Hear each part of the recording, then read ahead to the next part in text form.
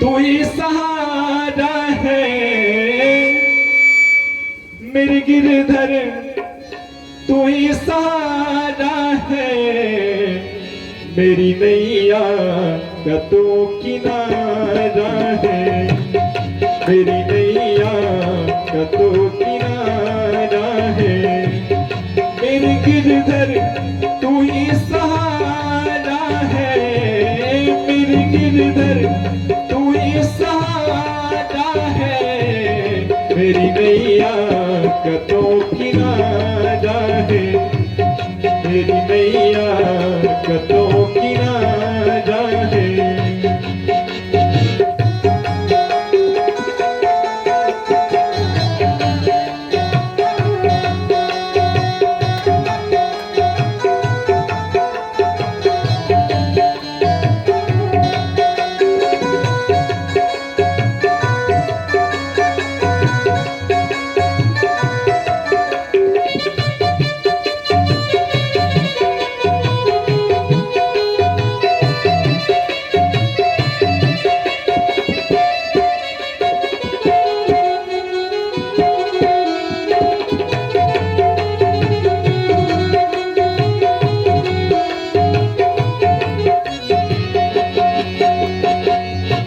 मेरी आँखों के जरे तेरे ख्वाबों के दिए कितनी बेचैन हूँ मेरे शाम से मिलने के लिए, मेरी आँखों के जरे तेरे ख्वाबों के दिए कितनी बेचैन हूँ मेरी शाम से मिलने के लिए, तेरे बिछड़े गिरधर तो जो एक बार मेरे चैन आ जाए मुझको जो तेरा दीदार मिले।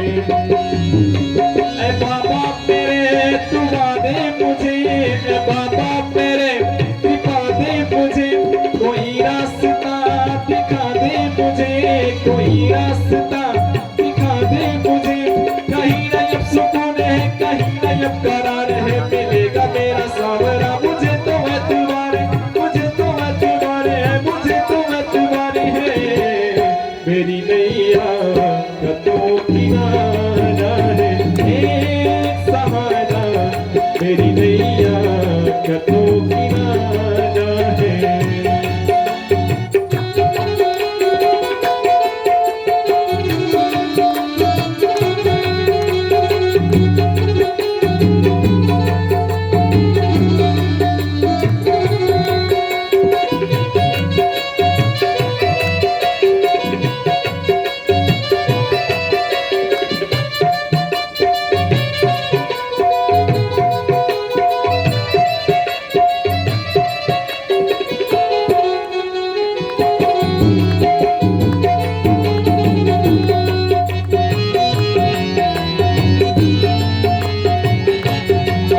अरदास लेके मन में विश्वास लेके झोले भर दे तू मेरी आयु एक आस लेके, आई अरदास लेके मन में विश्वास लेके झोले भर दे तू मेरी आयु एक आस लेके। शामो तेरे दुआ दे मुझे, शामो तेरे दिखा दे मुझे कोई रास्ता, दिखा दे मुझे कोई रास्ता, दिखा दे मुझे कहीं ना जब सुकून है, कहीं ना जब करार है, मिलेगा मेरा सावरा मुझे तो मैं तुम्हारे, मुझे तो मैं तुम्हारे है, मुझे तो मैं तुम्हारे है मेरी नैया का तो किनारा है, मेरी नैया का तो किनारा है मेरे गिरधर, तू ही सहारा है मेरे गिरधर, तू ही सहारा है मेरी नैया का तो किनारा है सहारा, मेरी नैया का तो किनारा है एक सहारा, मेरी नैया का तो किनारा है।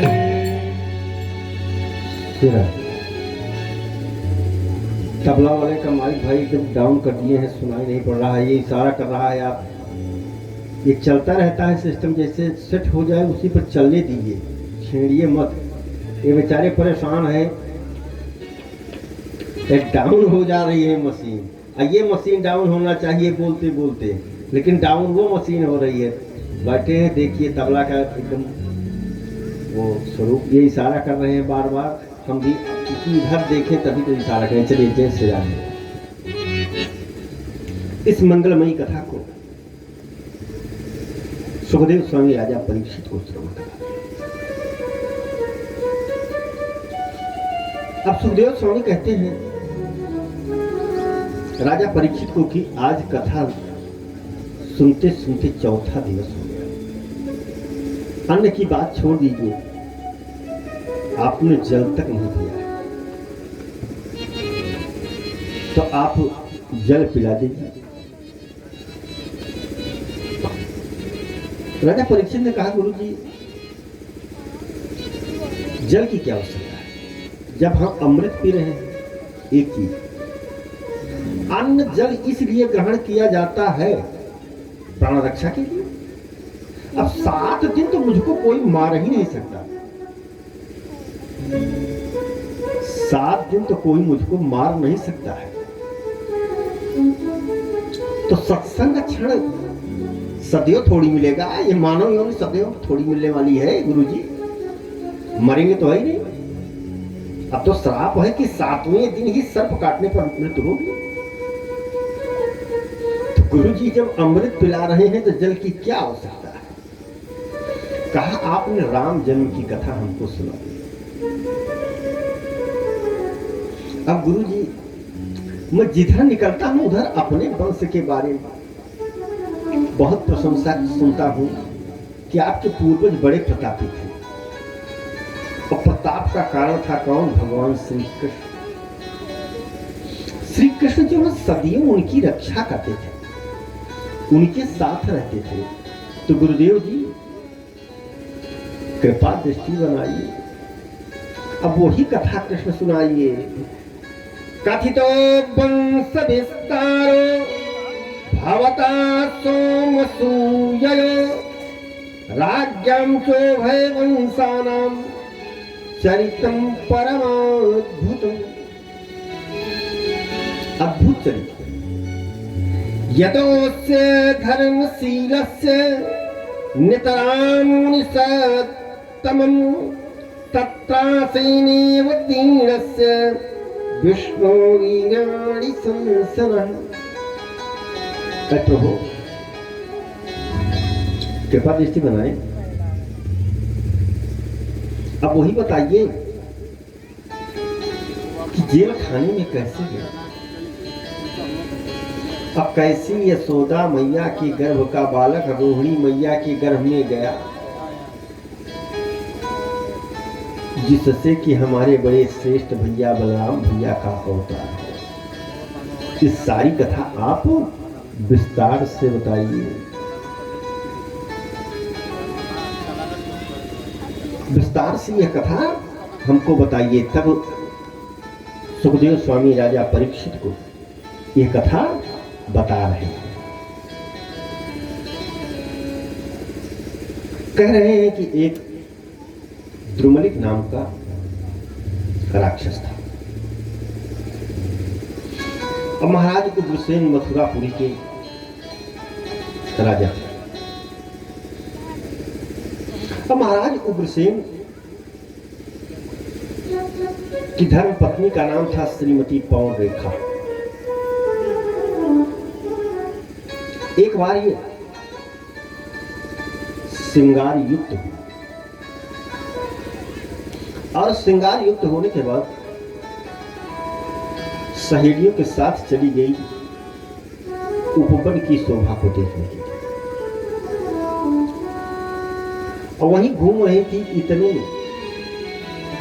द्रुमलिक नाम का राक्षस जो है महाराज उग्रसेन का रूप धारण कर, और धारण करके आया और पवन रेखा का सतीत्व जो है भंग कर दिया। और भंग हो जाने के बाद, श्रृंगार अस्तव्यस्त हो जाने के बाद असली रूप में आ गया। पवन रेखा ने देखा कि मेरे साथ छल हुआ, तुरंत श्राप देना चाहा कि आकाशवाणी हो गई। कहा, ऐ देवी, इससे जो पुत्र उत्पन्न होगा, इसको ब्रह्मा ने बहुत सोच समझ करके यह संयोग बनाया है। ये पूर्व जन्म का प्रायश्चित था तुम्हारा, और इसका वीर पुत्र होगा। पवन रेखा ने सोचा कि वीर पुत्र होगा। माताएं चाहती थी ना कि वीर पुत्र हमारे हो। कहा, हाँ तब तो ठीक है, नहीं श्राप देगा। श्राप नहीं दिया। द्रुमलिक जो है श्राप से बच गया। और महाराज उग्रसेन बड़ी ही धर्मनिष्ठ कर्मनिष्ठ राजा थे। धर्म कर्म में सदियों जो है तत्पर रहते थे। उनके राज्य में कभी भी कहीं किसी भी प्रकार की समस्या नहीं होती थी।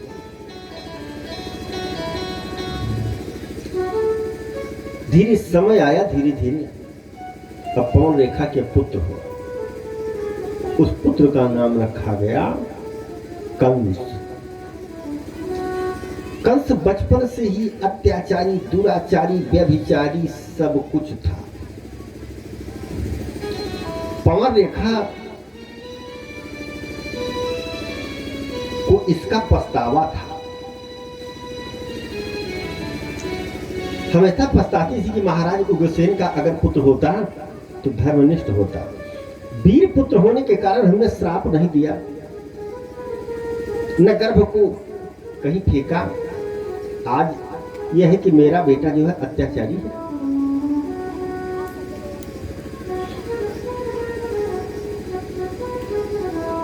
लोग अक्सर पूछते हैं कि महाराज जी, जब उग्रसेन महाराज इतने धर्मनिष्ठ राजा थे तो उनका बेटा कंस कैसे इतना अत्याचारी हो? तो कंस के अत्याचारी होने का कारण केवल यही एक है कि उग्रसेन भी धर्मनिष्ठ, उनकी धर्मपत्नी पवन रेखा भी धर्मनिष्ठ, लेकिन द्रोणिक नामक राक्षस के संसर्ग से, उस राक्षस के संसर्ग से जो है वो इस प्रकार से हुआ। और जब उस प्रकार से हो गया, अत्याचारी, पापाचारी, दुराचारी, तो एक दिन सोच रहा है कि लोग मुझको बहुत अत्याचारी जानते हैं, तो कोई ऐसा धर्मनिष्ठ कार्य कर दें कि समाज में मेरी प्रतिष्ठा हो जाए। कुछ लोग होते हैं कभी कभी ना, बड़े ही पापी होते हैं, लेकिन कोई आयोजन ऐसा कर देते हैं ना कि समझेंगे कि नहीं ठीक है, ये धर्मात्मा भी बहुत है। कहीं कहीं पर ऐसा होता है। ये कथा भी हम किए थे कि बहुत दुष्ट उनके यहाँ कथा नहीं करना चाहते थे पिछले साल, कि इनका धन हमें सूट नहीं करेगा, लेकिन हमने सोचा नहीं करेंगे तो दुष्ट से प्रणाम कर लेना ही उचित है। हमने कहा हम नहीं करेंगे। कहा महाराज जब आप खाली होंगे तब कथा हम श्रवण करेंगे, कब बताएं कि कब तक हम व्यस्त हैं लगातार। तो कथा किए, क्योंकि सबका धन नहीं लेना चाहिए, बहुत सोच समझ करके धन लेना चाहिए। अगर गलत धन ले लिया ना तो उसका प्रायश्चित गलती ही हो। तो इस प्रकार से आज कंस सोच रहा है, तो इतने में अपने चाचा की पुत्री के ऊपर देवकी, उनके चाचा देवक दृष्टि पड़ी। कहा कि इसी का मैं विवाह धूमधाम से कर दूं। तो उसका विवाह जाकर के वसुदेव के साथ तय करके बड़े ही धूमधाम से। अब वसुदेव के साथ तय करने के बाद बारात आई। 700 हाथियां दिया, दासी दिया, घोड़े दिए, सब कुछ दिया। और सब कुछ देने के बाद आज रथ को स्वयं हाँक रहा है और स्वयं हाँक रहा है और सबके देखावटी में रो भी रहा है कि मैं अपनी बहन की विदाई कर रहा हूं। और प्रतिष्ठा ये बन रही है समाज में कि भाई ठीक है, कंस अत्याचारी तो था, लेकिन देखो अपने चाचा की पुत्री देवकी का जो है विवाह कर रहा है और देवकी को मानता भी है, बहुत दहेज दिया है और खूब फूट फूट करके रो रहा है। और इतने में अचानक आकाशवाणी हुई कि अच्छा अष्टमो गर्भो हंतायाम वसुदेव बुधा।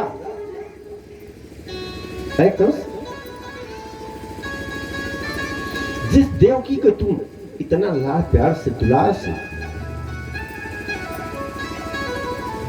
आज विदा कर रहे हो ना, इसका जो है 8वां पुत्र तुम्हारी उसी से मृत्यु हो। अब तो जैसे सुना वैसे तुरंत रथ पर से बाल पकड़ करके देवकी को पटक दिया और पटक देने के बाद तलवार निकाल लिया कि मार देंगे। अब क्या था, वसुदेव जी जो है और सोचने लगे कि अब क्या करें, ये तो राक्षस है और ये मार देगा, निश्चित मार देगा। अब क्या करें, मेरे पास तो इससे निपटने की का साहस नहीं है कि मैं कैसे इससे युद्ध करूं। और जब नहीं इससे युद्ध में सफल हो सकते हैं, इससे नहीं सफल हो सकते हैं, तो उसके लिए क्या करेंगे कि बुद्धि से काम करें। जब आपत्ति आ पड़ती है, जय श्री राधे। दादाजी बैठिए, नहीं डिस्टर्ब होगा क्योंकि प्रसंग लंबा है।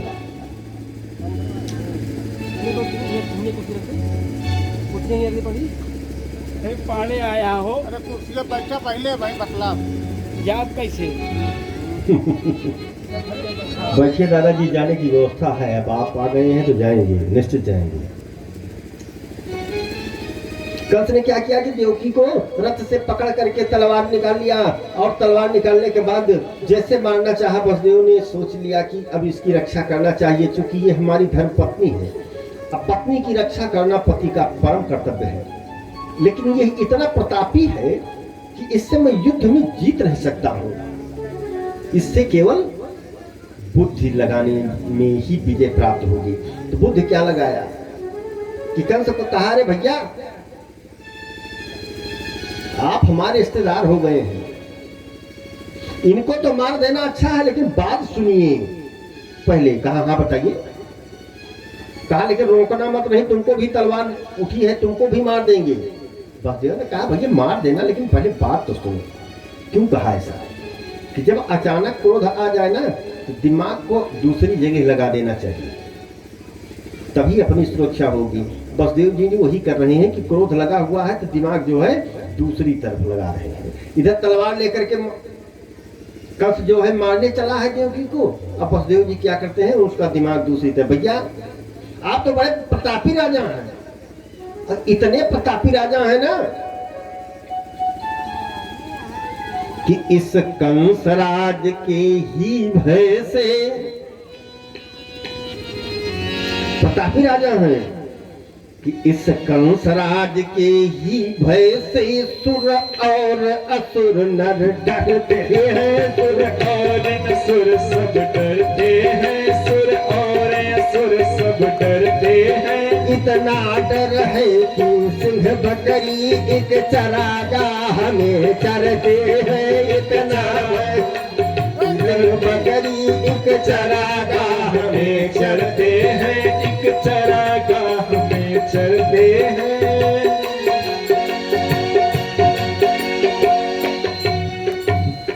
कहा कि ऐसा है कि कंस के राज में सुर देवता और नर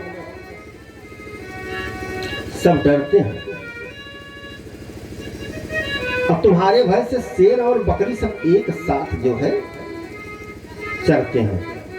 भैया लेकिन इसको मार दोगे ना, ये औरत है, बहन की बात छोड़ दीजिए, बड़ी बदनामी होगी। कंस ने औरत को मारा, बेइज्जती होगी। इतने में महाराज जो है उग्रसेन आ गए। उग्रसेन ने कहा कंस क्या कर रहे हो?